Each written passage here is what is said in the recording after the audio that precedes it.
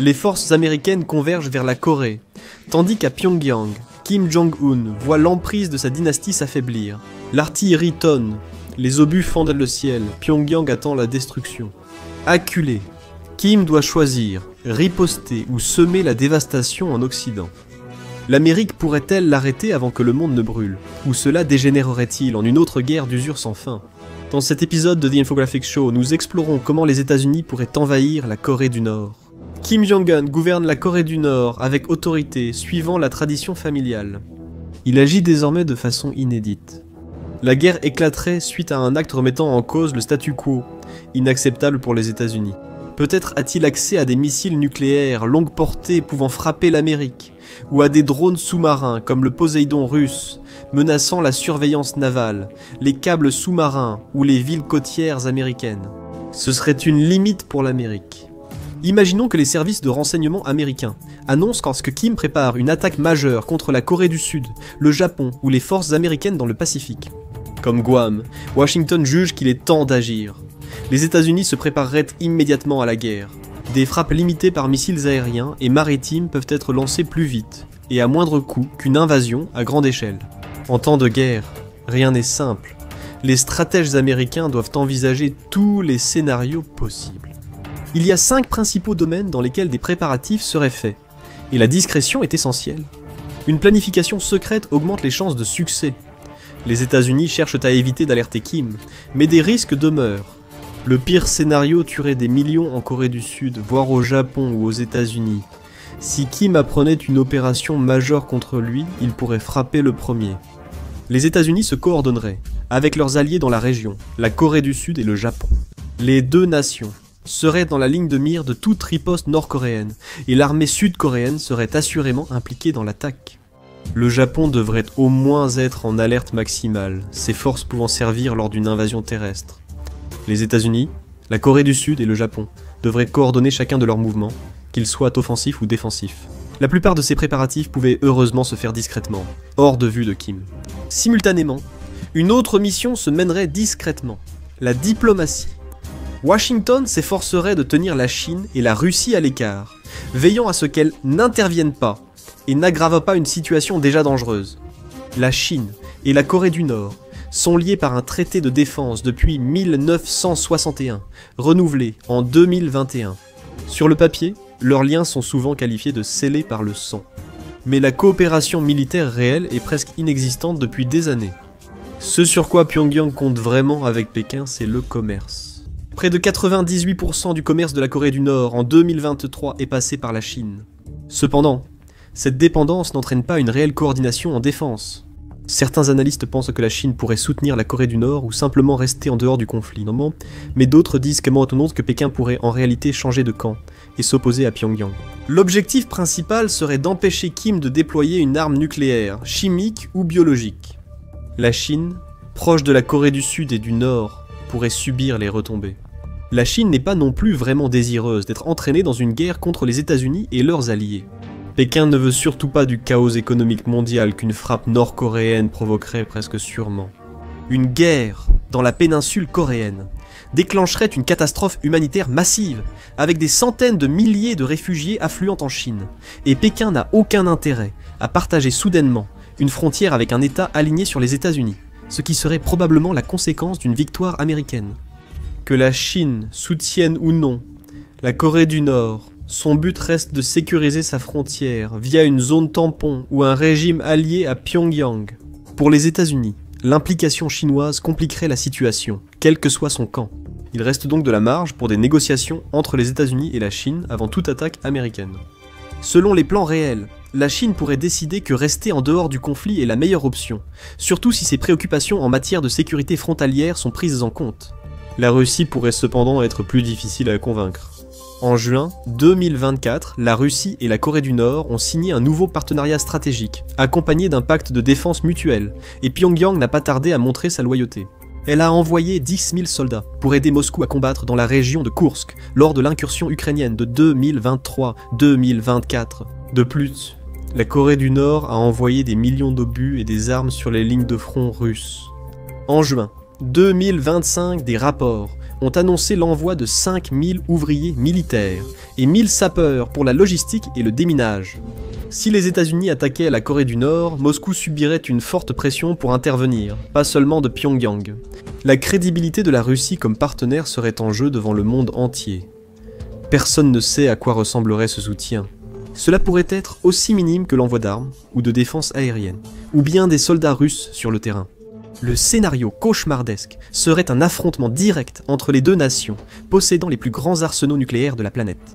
Washington pourrait alléger les sanctions ou élargir le commerce si la Russie et la Chine restent hors du conflit, ou menacées de lourdes conséquences. Pour la Russie, cela pourrait signifier augmenter son soutien à l'Ukraine. Avec des combats faisant rage sur plusieurs frontières, Moscou pourrait se rendre compte que son armée déjà surmenée ne peut tout simplement pas gérer une autre guerre. Le renseignement serait aussi crucial dans les négociations avec la Chine et la Russie. Washington doit veiller à ce qu'aucun des deux pays ne révèle les détails du renforcement militaire avant l'attaque. Ce serait le troisième pilier des préparatifs américains. La Corée du Nord a un satellite de surveillance en orbite, le Mali Gyungun, que les experts occidentaux jugent opérationnel. La Corée du Nord aurait ainsi une capacité limitée à surveiller les mouvements militaires américains, mais la qualité ou la portée reste douteuse. Les États-Unis et leurs alliés dominent largement ce domaine face à la Corée du Nord. En avril 2025, la Corée du Sud a lancé son 4e satellite espion avec la fusée Falcon 9 de SpaceX. Le Japon utilise sa flotte pour son programme de satellites de collecte d'informations, tandis que les États-Unis ont le Space Surveillance Network, un réseau de plus de 20 sites radars et optiques scrutant le ciel mondialement.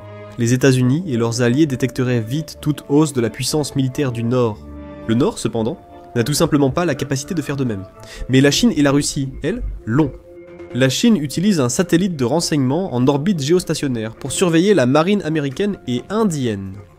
La Russie a ses satellites inspecteurs Lush ou Olympe, aussi utilisés pour l'espionnage.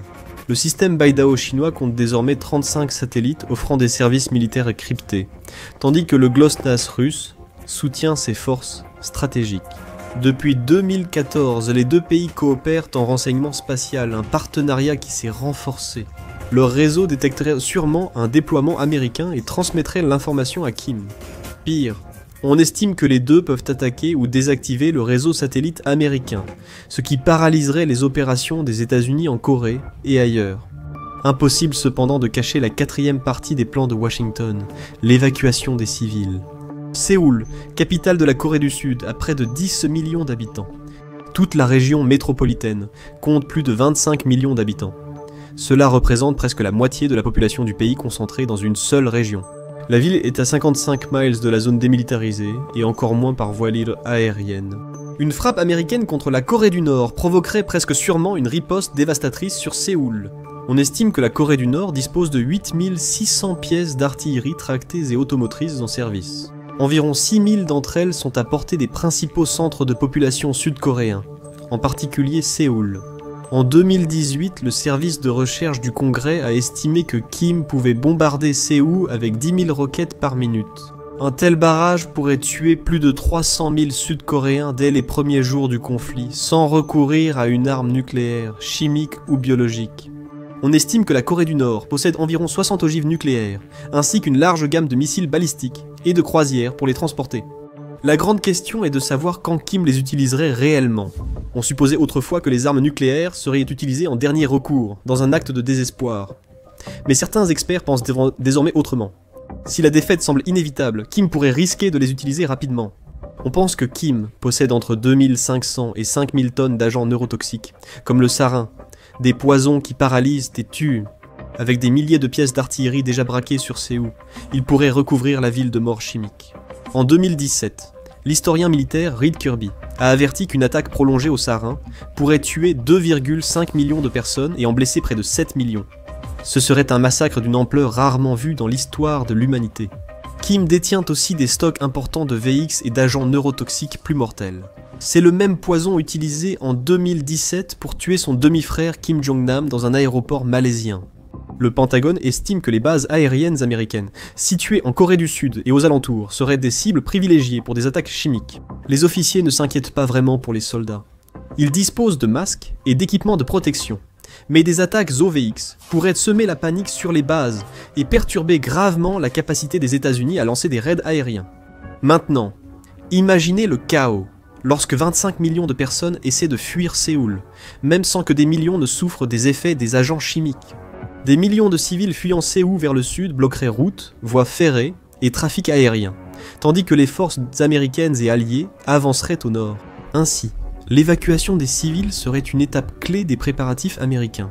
Ainsi, toute action comme construire des abris ou distribuer des masques à gaz devrait rester discrète.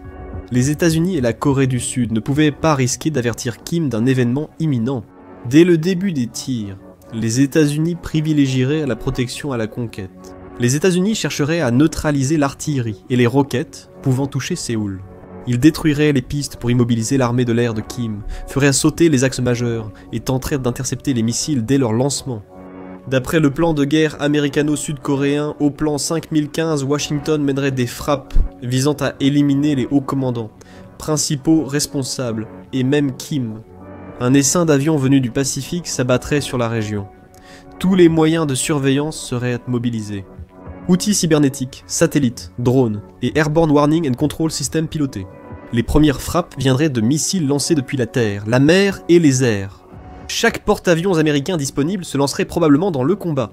Si la Corée du Nord neutralisait les bases aériennes, les porte-avions deviendraient alors le centre du conflit.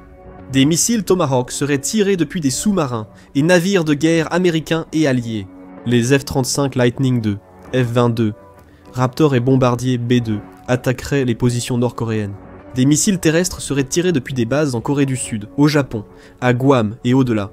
Des navires de guerre et des avions de chasse détruiraient la marine nord-coréenne avant qu'elle quitte le port, traquant chaque navire et sous-marin en mer. Au sud de la frontière, des couloirs humanitaires et des hôpitaux mobiles seraient installés pendant que la force d'invasion se prépare. Les estimations diffèrent sur la taille de la force nécessaire pour renverser Kim. Un assaut direct à travers la zone démilitarisée entraînerait de lourdes pertes. Et l'Est l'est bien défendu, donc l'itinéraire probable serait des débarquements amphibies. Le corps des marines estime qu'un assaut amphibie réussi demanderait 10 000 à 17 000 soldats, mais seuls 5 000 débarqueraient réellement pour combattre. Les États-Unis stationnent déjà environ 30 000 soldats en Corée du Sud, aux côtés d'environ 600 000 membres du personnel sud-coréen, en service actif. Et à travers le Pacifique, les forces du corps des Marines des États-Unis comptent environ 84 000 marines et marins. 25 000 sont à Okinawa au Japon. Les États-Unis ont les troupes, mais pas tous les navires. Leur déplacement nécessiterait au moins 20 des 31 navires amphibies de la marine, et prendrait des semaines à organiser. Près de la moitié des transports viendraient des États-Unis. Si le bombardement initial réussit, les forces d'invasion captureraient rapidement les sites d'armes de destruction massive et les centres de commandement, empêchant Pyongyang de riposter. En cas d'échec, une force terrestre bien plus grande serait vite nécessaire. Un livre blanc sud-coréen de 2016 indiquait que les États-Unis auraient besoin de près de 700 000 soldats au sol et d'environ 2000 avions de combat pour se battre en Corée. L'analyste Bruce Bennett pense que le chiffre réel se rapproche plutôt de 200 000 soldats. C'est bien plus que ce qu'il y a déjà dans la région. Les forces sud-coréennes mèneraient probablement une offensive terrestre, soutenue par les États-Unis. Si l'attaque paraît venir de Corée du Sud, pas des États-Unis, il serait plus simple d'éloigner Pékin et Moscou. La coalition devra affronter un terrain difficile, des mines, des rivières et des montagnes propices à la défense et aux embuscades. Les progrès reposeraient sur la rupture des lignes, la sécurisation des passages et l'isolement des garnisons, plutôt que sur une course vers la capitale. L'objectif serait moins de gagner vite que de stopper les tirs de missiles, cesser les bombardements sur les civils et briser les unités ennemies avant les combats urbains. Neutraliser vite la capacité offensive nord-coréenne limite les dégâts pour la Corée du Sud. Il est difficile de prévoir le déroulement des premiers échanges. La Corée du Nord a plus de 1,2 million de soldats, un sérieux obstacle même pour les États-Unis. Si Washington garde la surprise, rassemble ses forces, convainc la Chine et la Russie de rester neutres et frappe vite les cibles clés, la guerre pourrait finir rapidement. Sinon ce serait un long et sanglant combat. Si Kim tire dès le début ou lance une contre-invasion, tout peut arriver. Ce conflit reste très risqué. Cela pourrait devenir une guerre longue, épuisante et sanglante, causant un chaos économique mondial. Même en cas de victoire rapide de la coalition américaine, le vrai défi pourrait survenir après les combats. Les estimations combinées des pertes varient entre des centaines de milliers et des millions, selon les types d'armes utilisées et la durée du conflit. Une catastrophe humanitaire majeure au nord semble inévitable, provoquant un afflux massif de réfugiés vers la Russie et la Chine. La force d'invasion doit sécuriser les stocks d'armes, nourrir et loger des millions de personnes, déminer, maintenir électricité et eau, et stopper les insurrections. Puis surgiraient les problèmes à long terme, sans doute la partie la plus difficile. La famille Kim dirige la Corée du Nord depuis 3 générations. La plupart des habitants sont conditionnés dès la naissance à vénérer la dynastie Kim comme des dieux. Qui les dirigera après la chute du régime Kim? Et comment les États-Unis feront-ils accepter le nouveau régime à la population? Les conséquences pour les États-Unis, l'économie mondiale et la sécurité internationale seraient énormes et imprévisibles. Il est presque impensable que les États-Unis perdent une guerre contre la Corée du Nord, mais la victoire pourrait tout de même coûter bien plus cher que de laisser un statu quo dangereux perdurer. C'est pourquoi Washington a évité jusqu'à présent une invasion à grande échelle, et pourquoi la plupart des analystes recommandent une extrême prudence. Nous avons étudié une invasion américaine en Corée du Nord, mais que se passerait-il si Pyongyang attaquait d'abord? Regardez, et si la Corée du Nord lançait une bombe nucléaire, minute par minute, pour voir comment le monde réagirait? Ou cliquez plutôt sur cette vidéo.